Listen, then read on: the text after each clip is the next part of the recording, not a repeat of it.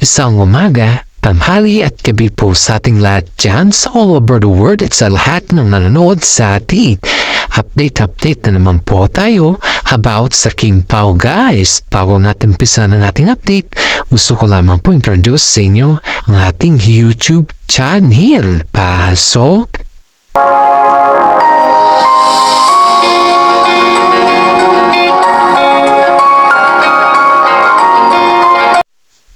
Okay, start po natin ang update tungkol sa King Pao na kung saan po ay nag-propose na si Paolo Avellino kay Kim Chiu guys sa Paris, na kung saan ay maraming mga netizen po dito ang nag-aabang sa napakagandang proposal ni Paolo Avellino. Hindi lamang po yan guys, is yung mga Pilipino po na nag-aabang sa kanila. Halos yung mga fans po nila ay patuloy pa rin po nagtatanong kung nasaan ang mga plano at bakit hindi po nila nasabi na yung plano pala ay sa France pala kaganapin. Kaya pala guys, is nandun din po si Paolo Avellino kay Kim Chiu dahil yun pala, may plano pala siyang mag-propose at sobrang saya ng kanilang mga relatives at saka mga parents nila dahil ang matagal na nilang hinihintay na mag-propose si Paolo Avellino kay Kim Chiu guys. Kaya dito po natin makikita na pinaghandaan ni Paolo Avellino yung kanyang proposal pagdating kay Kim Chiu. Maraming mga netizen ang natuwa at naaliw sa proposal na ginawa ni Paolo Avellino kahit hindi naman natin in-expect na dun pala sa Paris niya gagawin ang kanyang proposal. Napakasarap sa pakiramdam guys na mag-propose si Paolo Avellino kay Kim Chiu dahil alam naman po natin na ang pagiging tunay na pagkatao ni Paolo Avellino ay yun po yung nabibigay sa kanya ng saya at pati na rin po sa madlang Pilipino. Eto guys ayon dito sa ating legit na sources bukang na parami ata si Kim Chiu ng ininom na beer or ng alak habang sinicelebrate nila ni Paolo Avellino at ang kasama nila ang bagong taon sa Paris kasi todo alalay daw si Paolo kay Kim Chiu at ang sabi pa dito ay parang si Mami Lakam daw or Ate Lakam ni Kim Chiu ang nagsabi na halagaan na niya si Kim Chiu guys. Alagaan na po ni Paolo Avellino si Kim Chiu dahil alam naman po natin na si Paolo Avellino ay very trusted person pagdating kay Ate Lakam ni Kim Chiu. Todo alalay ang si Paolo Avellino kay Kim Chiu dahil kitang-kita naman natin na si Paolo Avellino po ay hindi masyado uminom ng alak, patikim-tikim lang daw ayon dito sa ating legit na sources. Sobrang saya at napaka-welcome daw no 2025 sa kanilang dalawa dahil sa mga ina-action po daw nila or sa mga body language daw nila dun ay talagang magkasawa na daw ang turing yan. Maraming mga netizen dito na namangha at nasaya dahil siya na-update ng mga legit na sources natin guys. Napaiyak daw yung mami ni Paolo Avellino sa kaganapan sa Paris no kung saan po ay hindi daw niya in-expect na mag-propose si Paolo Avellino kay Kim Chiu. Lahat ng mga yan guys is lahat na makasama nila na pumunta sa Paris ay talagang umiyak sa saya dahil they don't even expect na gagawin ni Paolo Avellino yun dahil sobrang tahimik niya at kapag tinatanong about sa ganyan sa kanya is she just keep her mouth closed. Kaya yung bagay na yun guys is hindi daw makakalimutan ng mga kasama niya, mga kaibigan niya at kamag-anak niya na kasama nila sa Paris. Kaya pala daw guys, sumama yung mga kaibigan niya, kamag-anak niya at saka same time with kamag-anak din ni Kim Chiu Dahil yun pala yung plano ni Paolo Avellino. Hindi daw sukat akalain ni Kim Chu na darating yung panahon na bibigyan siya ni Paolo Avellino ng ring na kung tawagin natin ay engagement ring. Napaiyak daw sa saya si Kim Chu dahil sobrang saya niya. At napaisip ang mga fans kung bakit noong sila ba ni Sian Lim nagpropose din ba si Sian Lim kay Kim Chu? Diba feeling ko wala naman. Kasi sabi ni Sian Lim wala pa daw sa utak niya ang makipag-asawa or makisekal dahil ang gusto lang muna niya is maghanap buhay lang daw muna. Yan po yung alam ko Pero sa mga nakakalam na propose ay hindi ko na po updated kung nag-propose siya. Pero pakiramdam ko, hindi po siya nag-propose guys. Kaya to guys, yung mami ni Paolo Avellino is talagang tears of joy na ramdaman niya. Kasi sa wakas, nag-propose na din si Paolo Avellino at yan po yung inaabangan ng mga fans nila at sa mga mag-anak din po ni Kim Chu kasi matagal na nilang kinatanong sa kanila yung kung kailan daw po sila mag-forward sa lahat ng bagay. Pero hindi lang sila nagsasalita guys at saka ayaw pa nilang umamin sa kanilang status sa buhay. Kaya maraming mga netizen po ang nagsasabi na darating din yung panahon na mag-propose si Paolo Avellino kay Kim Chu. Pero this is it guys, talagang totoo nang nangyayari sa Kim Pao. Kaya maraming mga management po ay natuwa. Dahil pati pala yung management guys is walang nakakaalam na mag-propose pala si Paolo from Kim Chu at that time. Kaya sobrang tinig po natin dito guys, pati ako na isang content creator, sobrang kinig ko po nung nalaman ko na nag-propose na ang Kim Pao, ang Kim Chu at saka si Paolo Avellino guys dahil hindi po na-expect na mangyayari yung mga bagay na ganyan. Dahil alam naman din natin, sa dalawang ito ay sobrang busy nila at hindi pa sila sumurado. So kung kailan pa yung long table nila, diba? Kaya, napapansin maraming mga netizen po ang nakapansin na kakaiba na daw yung galawan ng dalawa. Which is totoo naman guys. Kakaiba yung galawan ng dalawa. Simula nung nagtambal sila, at simula nung tinanong sila about sa kanilang kapusan. Yun po yung nababanggit ng mga iba dito guys, ng ibang netizen na husaan po ay napatingin na lang si Paolo Avellino kay Kim Chu at hindi daw niya alam kung ano daw yung kanyang sasabihin. Pero may message po si Paolo Avellino habang siya po ay nag-propose kay Kim Chu guys. Kaya sobrang saya ko guys. Dahil dumating na din yung panahon, yung takdang panahon na sila po ay magkasama na at sila po ay tinatawag na engaged na. Hindi lamang po fake news yung naririnig natin kundi totoo na guys. Ayon dito sa isang content creator na kung saan ay nag-aabang din sa proposal at yan po ay talagang pinatunayan niya na may proposal talaga na nagaganap sa Kim Pao. Kaya nga po maraming mga netizen ang naghahabang sa ating mga updates dito patungkol sa Kim Pao dahil lahat naman po tayo ay may mga resibo guys.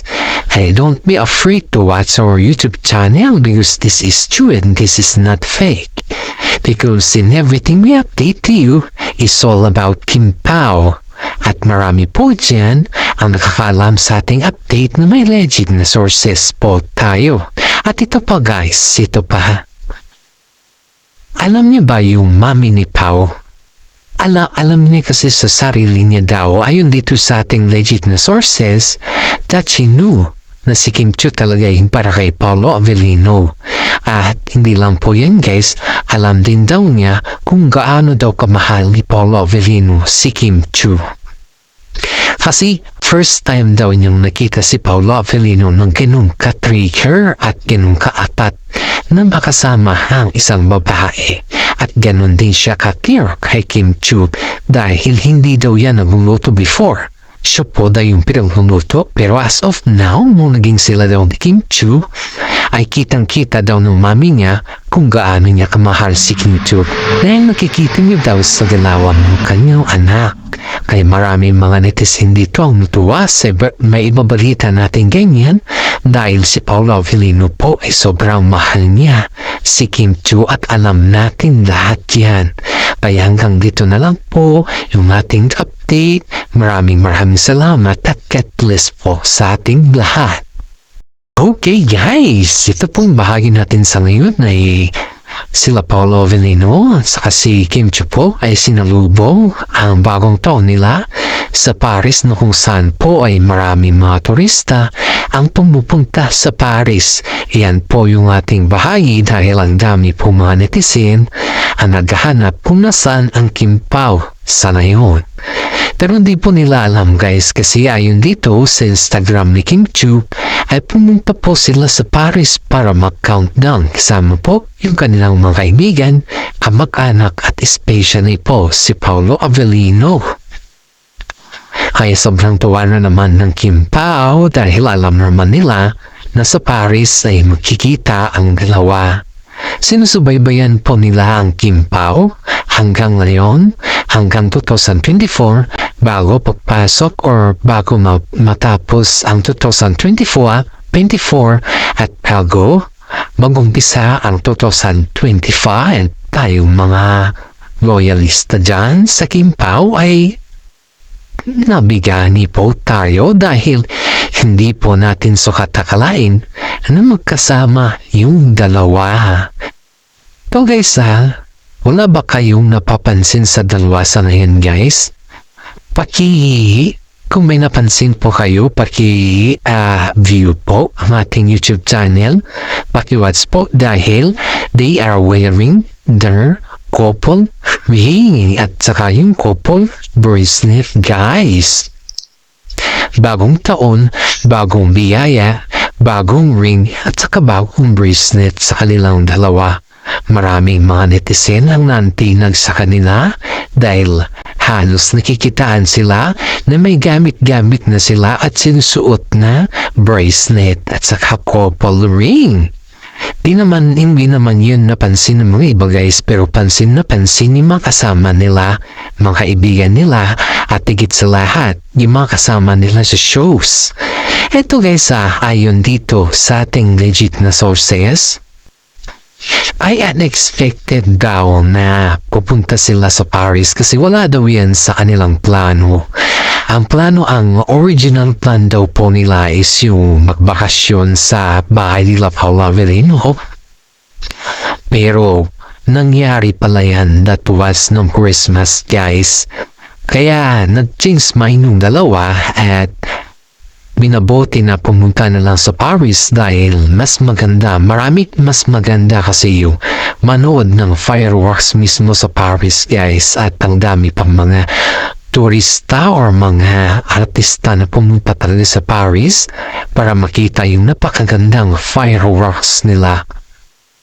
Yun mo guys ito yung ngayon dito sa ating legit na sources it's the first time daw na parang magkasama sila Paolo Avellino at saka si Kim Chu na yung may konting privacy sila kasi halos lahat pala ng mga pinupuntahan nila guys is yung may mga kasama sila pero on that time daw guys is parang may konting privacy sila yun daw yung parang napansin ng mga netizens kanila or sa mga sama nila na may konting privacy sila dahil si Paolo Avellino po ay hiningi ata to para kay Kim Chu na magkaroon ng konting privacy sa dalawa. At yun po guys, pumayag naman po yung mga both side at ang hiling ng mga both side, is yung mga parents nila is may going to or going to the future na daw sila. Kaya maraming mga netizen dito guys ay nag-aabang or kumbaga is naghihintay ko ano yung magiging resulta ng going to the future po nila. Lahat tayo dito guys ay masaya at talagang nabighani sa atin sa mga kwento natin dahil hinihintay talaga natin kung ano yung magiging resulta ng dalawa. Kahit po hindi nila aaminin sa atin or kahit po yung bang pakiramdam natin is nagkatago pa rin sila, ay halatang halata natin po sa kanilang mga galawan or sa kanilang mga movement. Kaya tayo dito guys is naghihintay lamang kung ano yung kanilang sasabihin. Hindi naman natin pwedeng sabihin na tayo na yung umamin sa kanila kahit hindi pa po sila umaamin. Ayun dito guys, yung dito sa ating mga nasagap na impormasyon na talagang willing daw si Mr. Ogie Diaz na interviewin ang Kim Pao. Pero wala pa daw mga panahon yung Kim Pao para ma-interview sila ni Ogie Diaz. Yan po yung nasagap natin na balita dahil ang dami palang nakahilera sa interview ni Ogie Diaz guys, kasi sobrang sikat ng vlogger to halos napapawaw ka sa kanyang mga sinasabi at yung mga fruitful guys yung kanyang sinasabi. Kaya nga po saludo ako dito ng vlogger dahil kapag hindi pa pumuputok yung balita ay siya ninukumpisa at doon na rin umaamin yung mga artista na may mga problema, mga issues ba. Kaya dito natin nakikita guys, very legit po si Ogie Diaz sa lahat ng bagay. Okay. At sana naman po guys is nagustuhan ninyo yung ating YouTube channel. Paki-like, subscribe at share naman po dahil yan lamang po ay isang tulong ninyo para sa akin bilang isang content creator. Kaya nga po guys, ayon dito sa ating legit sources ay talagang sobrang saya daw ng Kim Pao sa ngayon dahil nararamdaman daw nila yung totoong pagmamahal nila sa isa't isa. Which is alam naman din natin na kahit hirap na hirap silang umamin, di ba? Kitang-kita naman natin yan. Kahit hirap silang umamin, at least sa mga galawan nila ay kitang-kita natin kung gaano sila kasaya sa isa't isa. Di lamang po masaya guys, kundi lahat din po tayo na mga fans sila ay sobrang saya sa kanilang pinapakita. Kaya nga po dito guys, napaka more blessings nila, napakadaming blessings nila dahil sila po ay napakatotoo sa sarili nila. Maraming mga netizen o mga at nagbahagi din ng mensahe patungkol sa Kim Pao dahil nakikilig po sila hanggang ngayon sa kanila. Hopefully guys is matutuloy ulit yung kanilang mga project this coming 25 dahil yan na naman po yung inaabangan natin sa ngayon na yung may mga project silang matutuloy at hindi na yan ma-reschedule. Kaya na po dito guys, suportahan natin ng maayos ang Kim Pao at suportahan natin sila dahil alam naman din natin pag tayo sumusuporta, mas marami din po silang nagagawa na project kumpara sa mga ibang kwan ba, no, kumpara sa mga ibang tambalan. Tayo yung mga negative dyan guys, so muna tayo maging negatibo dahil alam naman natin na positibo muna tayo. Dahil ang pagiging positibo po ay nakakabuti din po yan para sa atin. Yan po yung kahilingan ko sa inyo ng mga fans nila o mga fans ng Kim Pao. Dahil 2025 na po guys, huwag muna tayo mag-bash or kung ano-ano man dyan. Ibigay muna natin sa kanila yung tinatawag na good words dahil sila po ay deserving naman po nila yung salitang good words.